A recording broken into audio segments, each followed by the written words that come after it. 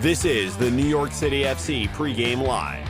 Tonight, New York City FC head north of the border in search of their fifth straight win against CF Montreal. And now, here are your hosts, Glenn Crooks and Sal Rosamilia.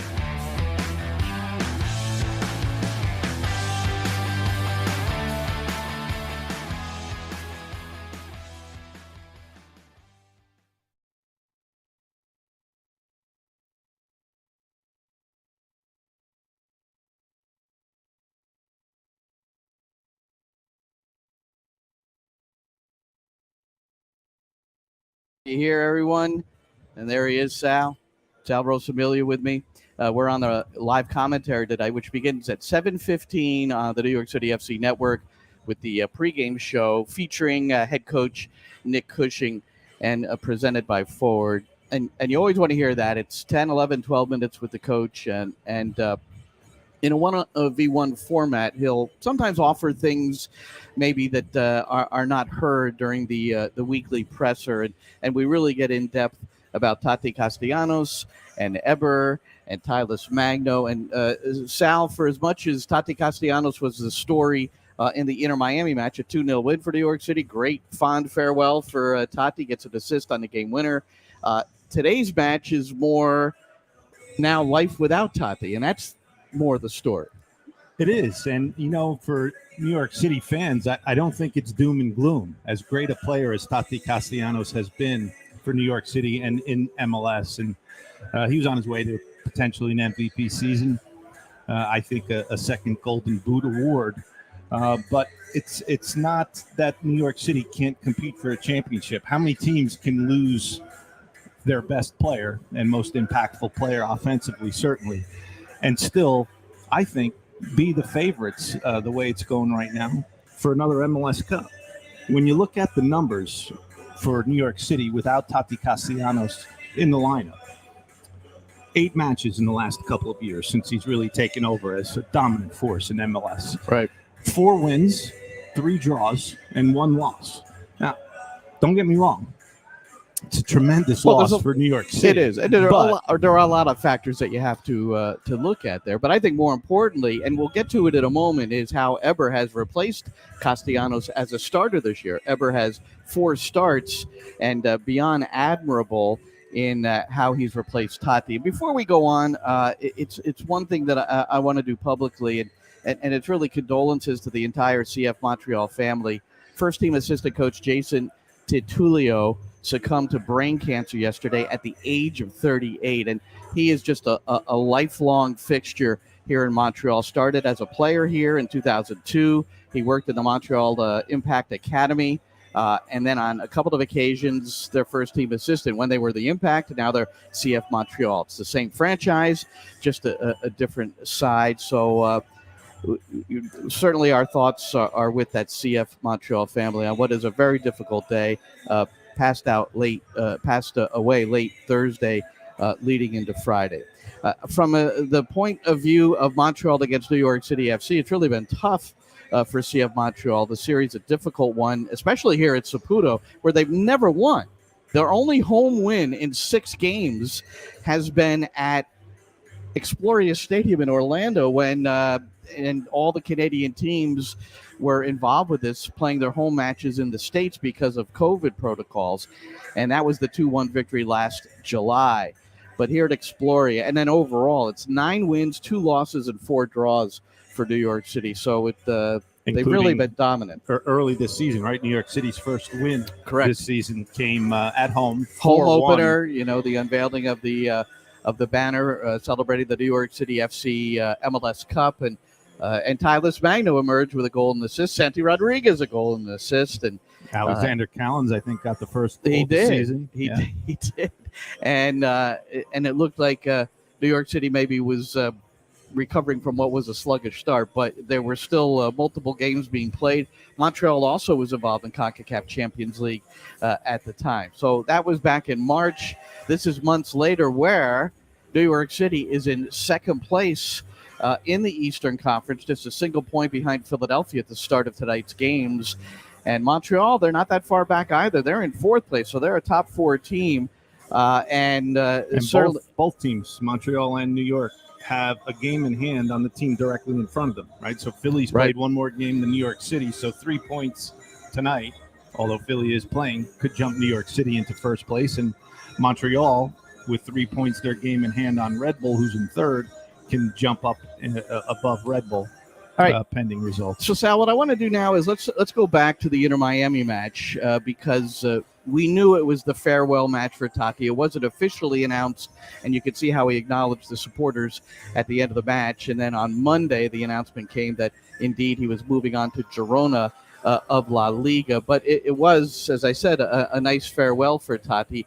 And he got the assist to this guy he's just developed such a great relationship with, and this is how you heard it on the New York City FC network. But the ball just half cleared by Inter Miami. Santi Rodriguez trying to make something out of it. He stumbles to the ground. New York City wins it back.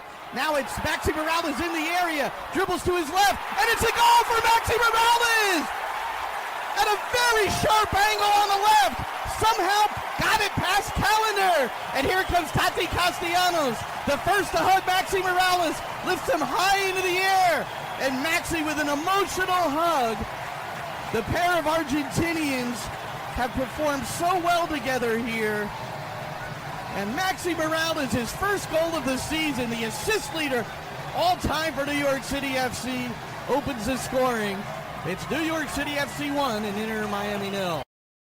Yeah, Maxi's had a few that he could have converted that were much simpler than that one. Unexpected, and it got New York City off to a great start. Yeah, tight angle, little help from the goalkeeper, I think, opening up the legs there. And usually it's flipped, right? Maxi Morales assisting on a large amount of Tati Castellanos' goals. And in his final match, he was able to hand one off to Morales. And maybe that gets him going on a goal-scoring binge. He's been good.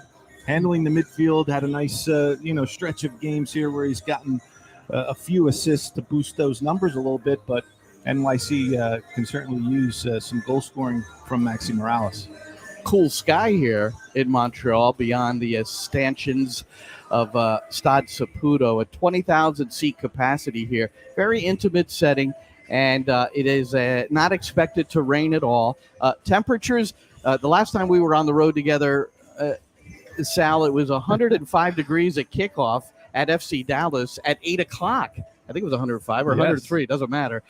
Right now, it's a comfortable 73 here in Montreal. All right. I see you have your jacket here on the back of the chair. I had it on for a moment. I said, I'm going to get through pregame live stream, without the jacket. Then I'm going to put it on for the broadcast. I'll admit. It's a little chilly up here. All right. So that was 1-0, the opening goal by Maxi Morales. And then, how apropos, the guy who is certainly slated to be the 9, the striker, to replace Tati Castellanos in his absence is Eber. 75th minute, 1-0. Maxi Morales with the goal in the 12th minute. Gray now with a nice delivery on the deck to Gabriel Pereira. To Rodriguez. Now to Amundsen. First time across. Eber! Eber! He makes it 2-0. New York City FC in the 75th minute. That could do it against Inter Miami. Oh, that's a great situation for the club, right? You take off Tati, the leading goal scorer, moving on to back to Europe or to Europe, and Eber, sub, comes in and scores the second goal for the game. Great little movement from the team. Well, there it is. All right, what are your Eber stats? Now, he's started 4 games this year, all in place of Tati Castellanos. 3 times Castellanos was suspended. 1 time he was injured. And Eber, he had a couple of game winners in there as well. But what do you have? Yeah, it's so in 2022, and I realize it's a small sample size, right? But in 2022, Eber has scored 1.11 goals per 90 minutes. And Tati Castellanos has scored 0.801 per 90 minutes. That's significant. So let me show you something real quick. Yeah. So somebody put this out, post at 90 Podcast, NYCFC. They follow us and listen to us, Sal. And you see Eber is 3rd all time for New York City with a 0.68. That's his single season mark in 2019 when he had 15 goals in those 22 matches. So I didn't even know you were going to disclose that. You didn't know I was going to put that up there. But he has proven when he's been given the chance to be someone who puts it in the back of the net frequently, which is what is going to be expected now. Yeah, I'm not saying he's Tati Castellanos. Right. But can he score goals? He scores different kinds of goals. Tati Castellanos scores some incredible goals, great athleticism, tremendous work rate, will press, will counter press, will do a lot of things that Eber does not do. But Eber will score striker goals. And if you're putting him in as the number 9, that's really, and he's done it at a clip that's as good, if not better, per 90 minutes than Tati Castellanos. Well, and when he's come in for Castellanos, game-winning goal at Dallas, game-winning goal at Citi Field against Chicago, 2 goals against Cincinnati on the road in a 4-4 draw. And in the only other start, it was a scoreless tie at Citi Field against Sporting KC, one of the dreadful games to watch since I've been doing commentary. It was just one of those games where the teams just couldn't get anything going on either side.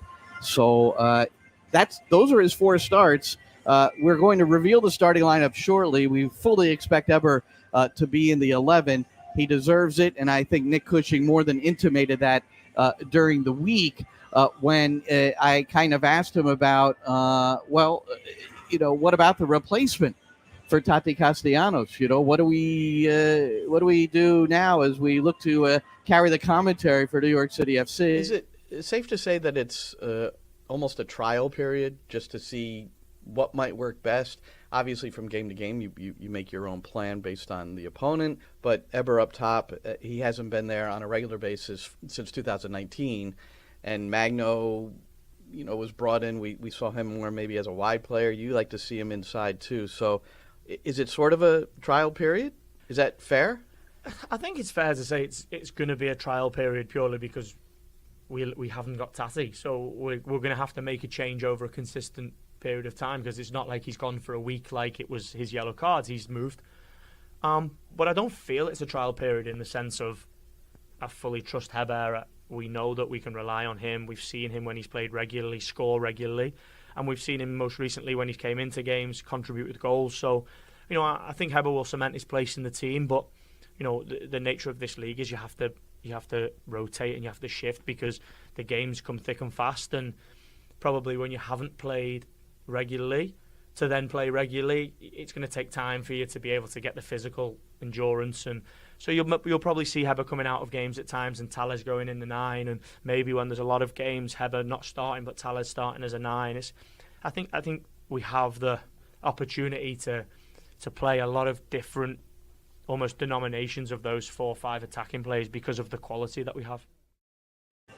Now, you don't want to lose Tati Castellanos, but it is somewhat entertaining as the coach to have these attacking options and then sit in the back room with your staff and try to sort out how you might adjust the attack in order to fit the needs of the team without a guy like Castellanos. But he pretty much said it's Eber's job, and if it's going well, he's certainly going to not be able to play 90 minutes a game the rest of the way, and that's where Magno steps in. That's what it sounded like. It does, and I like Magno stepping in at the 9 at times because that brings more playing time for me for Thiago, and I think he has the ability to really step up the level of his game. The tremendous, dynamic, great runner, get him in wide open spaces, and he just can bury guys. He brings another aspect off the bench right now, but if he starts getting more minutes because Magno's playing the 9, I don't think that's a bad thing either for New York City. And there'll be an adjustment period with Eber, right? When he's just going in subbing for Tati or a start here or there, we don't necessarily have to change how you want to play. But if he's going to be the long-term solution, much like when Nick Cushing became the coach, interim coach, but the long-term solution for 2022, there was a short adjustment period.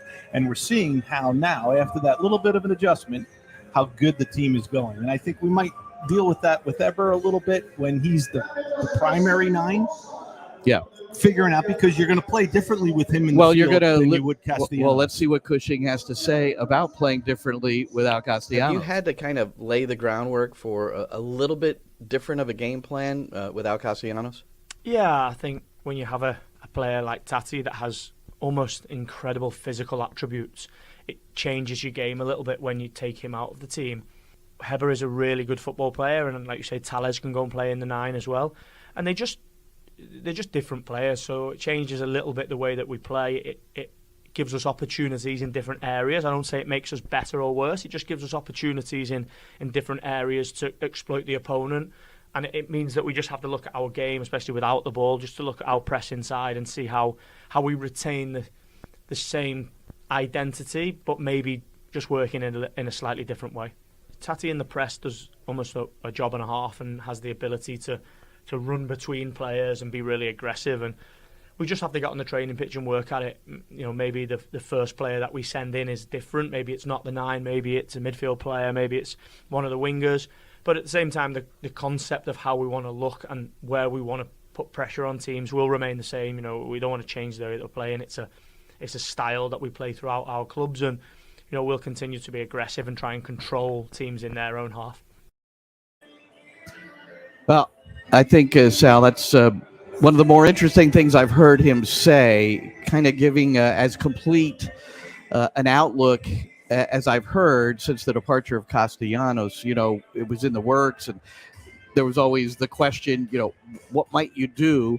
And I think the adjustment on the pressing side is what's the most interesting there. Because, as he put it, there's no like-for-like replacement for Castellanos. So you have to decide maybe where to press, when to press, all those certain things. So when he said we got to get on the training pitch and work on it, no question, because everybody's involved in that adjustment. Absolutely. And they are different players. That you're not playing to the strengths of Eber, asking him to be. And Eber, by the way, is in the starting 11. The starting 11 has been announced. Forgive me for interrupting, okay, Sal, but it is scrolling on the lower third there if you want to check it out. Really, no particular surprises. Hack is in the midfield, along with Maxi Morales and Santi Rodriguez. So Nico Acevedo on the bench at the start here. But back to Eber. Yeah, you've got to play to the strengths and the skill sets of your players that are on the field. So as coach was saying, Castellanos could be that point guy, and you know is just going to run around and give great pressure on the ball and immediately try to win it and turn it over. And Eber, you're not going to ask him to do that. He doesn't. It's not in his, you know, the greatest skill that he possesses. He's a number 9. He's a goal scorer. He'll score a bunch of goals inside the 6-yard box, but he's not going to run and chase and get behind and do a lot of the things that Castellanos did. But he is going to score goals when given an opportunity. Well, he's being given the opportunity tonight, as is Gabriel Pereira, and this is with Castellanos departed. It's going to give guys like Thiago, you mentioned earlier, Thiago Andrade, and Gabriel Pereira an opportunity, a couple of Brazilians, to join the elder statesman among the Brazilians, and that would be Eber. And we probably won't forget this game. At the end of this one game, let me see if I can sort it out here. It's here they are, the Brazilian Mafia, as they're called. And New York City will be wearing the Volt kicks. That's the scoop here, as Daniel LaRoche, the equipment manager, the kick guy, gave me the edge yesterday, and then the note that the Volt kits will be utilized. So starting 11, again, no particular surprises. It could have been Pereira. It could have been Thiago Andrade. Alfredo Morales is home on yellow card suspension. Anton Tinnerholm still nursing the ankle. It's not recovered enough for him to compete in a match. And Maxime Chanot has what I've been told is a minor groin pull.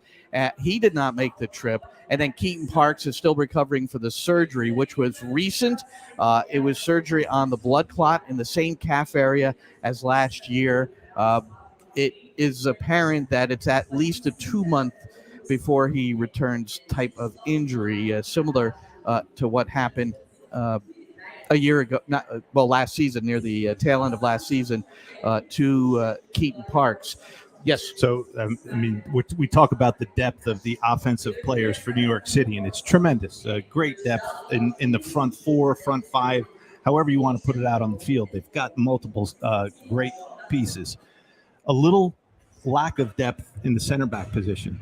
And without Chanot here, now you have bodies, you have able bodies, but you don't have a lot of experience coming behind Callens and Thiago Martins. Well, on the bench, the central defenders that are on the bench are Vuk Latinovic and Samuel Owusu. Owusu is a homegrown, signed in January. Latinovic has seen very limited action. We know that Nick Cushing has suggested and has done at one time at Dallas, pushing Tavon Gray into the middle if necessary. And then we saw Andres Jason play fullback on the right. Nico Acevedo has made a start against Minnesota, fullback on the right. He's a midfielder. That's his natural spot, but he's filled in pretty admirably in a spot that he really never had competed at. So you're just not replacing. No, it's not like for like. That's for sure. Right. And, no. and that and Chanot is you've got three center backs like Chanot, Martins, and Collins when they're healthy. And Morales can go there, and of course he's not on the trip. So that's what I'm saying. If they Morales did that against Dallas as well. He dropped into a back three. So if there's an issue center back tonight, it's going to be interesting to see how they piece that together, because you're either playing somebody who's never played at this level before, or you're moving guys out of positions where they're not really comfortable. The 11 for the Montreal CF Montreal, almost said the Impact. They've been around MLS since 2012, but many years prior to that. But since 2012, part of Major League Soccer, they will play three at the back most likely. We see their lineup. We don't see the shape. Pantemis is in goal for the third consecutive match. Lapalainen, Miller, Camacho, Waterman, Johnston, Piet, Wanyama, Mihailovic, Kyoto, and Toy. Kyoto's the one to watch up top. He's got 9 goals, which is already more than he's ever scored in a single season. He had 8 in 2021. He had 8 in 2020. So he's a weapon up top. And Mason Toy, he scored 2 goals at Seattle in a huge win for Montreal. They won on the road at Lumen Field 2-1. But those are the only 2 goals that the Jersey native has scored this year. I figured from Jersey, man, he should be able to. He's good. Push a few more through. Yeah, saw him for Seton Hall Prep in the state championship. Similar type of player that he was back in those days. Physically dominant, a handful. Kyoto, though, is coming in. You mentioned how many goals he has, 9, but he's really in form for this CF Montreal team. He's got 6 goals in his last 8 matches. So you're talking about a player that absolutely tonight New York City has to be very much aware of, Kyoto. They'll be competing right here at Stade Saputo. There you see it here in Montreal, Quebec. Supporters, spectators starting to move through the turnstiles and take their seats here. The largest crowd of the season was a recent match against Toronto, over 19,000, which you would expect in what would be a Canadian derby. However, prior to that, it's been in the 13, 14, 15,000 range, and it's a team that is superior to many of the previous iterations of this side. In fact, if they were to get a win tonight, it would match their entire victory total from a season ago. So that's where it's gone for Montreal. A couple other things before we go, Sal. First, I want to mention 16-year-old Diego Rossi, MLS Next, has an all-star game this year, and one of the New York City FC all-stars with the U16 Academy team is Diego Rossi. And we mentioned Rossi because he's a guy that was training with the first team the other day, so he and you watch him closely, and he's and watch Maximo Carrizo play for MLS Next Pro and NYCFC 2 at 14 years old, making his professional debut, the youngest guy signed to a major league contract 1 minute past midnight on his 14th birthday. And he looked very calm, collected, and confident. And that's the way Diego Rossi looked in training the other day. So I wanted to give him a shout out for sure. And then one more thing, Sal, and let's see if anybody's got anything good to say.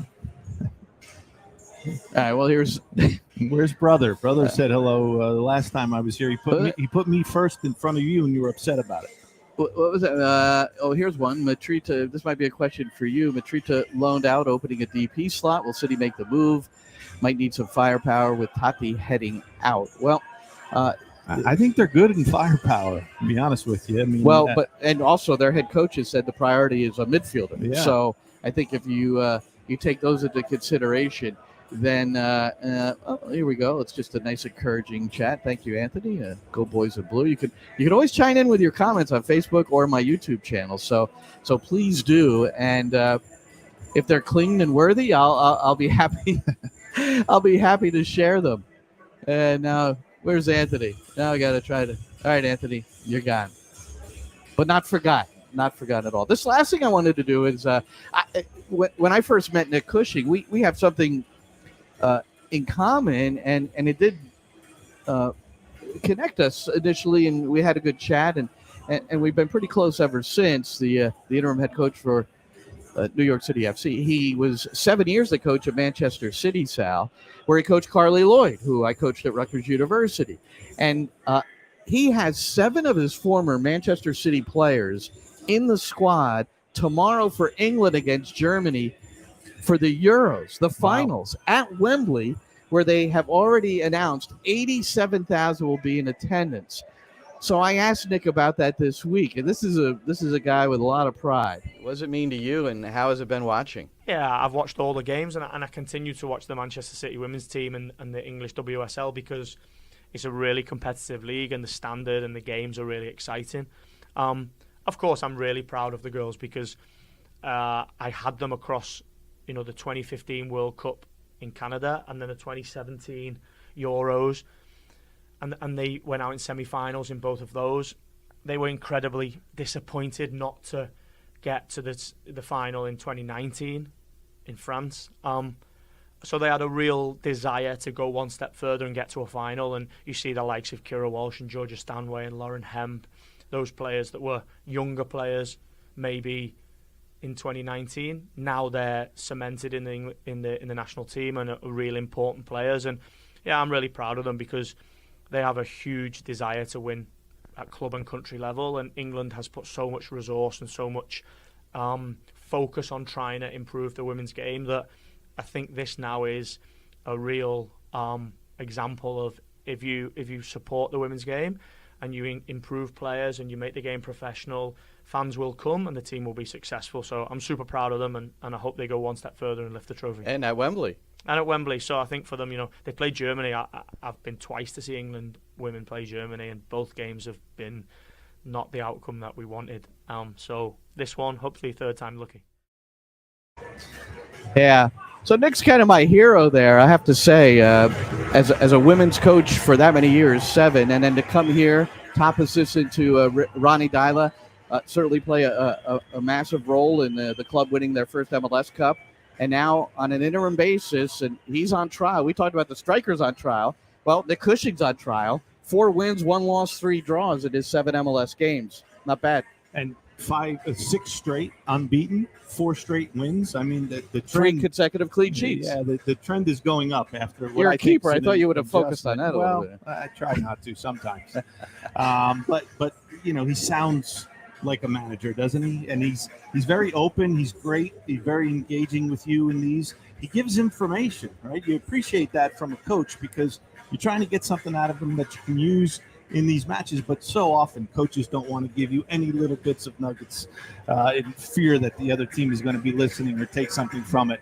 I really like what Nick is doing. England, Germany, the last major tournament match between those two countries, 1966, the World Cup final on the men's side, England winning, and this is their chance now on the women's side, 56 years later, to get it done. Pretty wild. Speaking of coaches, you do a great job, and I told you this off the air with your coaches show.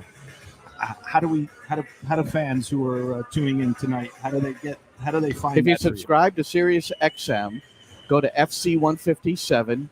Wednesdays at 3 o'clock. If it doesn't happen to be on then, you have to go on the app and you can download every show. I mean, every episode is on there, and it's a coaches show, and it's mostly coaches, all players on too, administrators, things like that. But you do a great job of getting information from coaches that is useful, even for moms, dads who are coaching their children at home. Jim McElderry, the Rutgers coach who did the last game for us against Inter Miami, was in your shoes for that match. He listened to Dave Tenney this morning, who is the high-performance coach for Austin FC, was at Seattle for years working with Siggy Schmidt. And he said, how can we get this guy to Rutgers? But that's hopefully, though, that kind of response is and I said, well, you're going to have to sort it out with Dave Tenney. Sal, great stuff. Really looking forward to this one. If you look closely down here on the field to the left, New York City, they jogged out for their warm-ups. They've got their orange shorts on. They're going to be wearing those orange Volt kits tonight if you're watching it. If you are watching it and want to listen to us, it's the New York City FC app at nycfc.com/radio. If you're unable to watch and you want to follow along digitally on our radio cast, please do. nycfc.com/radio. All right, Sal, we got a game to call. We got to get out of here. Two good teams. All right. So I'm Glenn Crooks. Sal Rosamilia. Chris Sakonis will be along as well. He'll be our host for the halftime show on our live commentary beginning at 7:15 with the pregame show with head coach Nick Cushing, sponsored by Ford. Enjoy the game, everybody.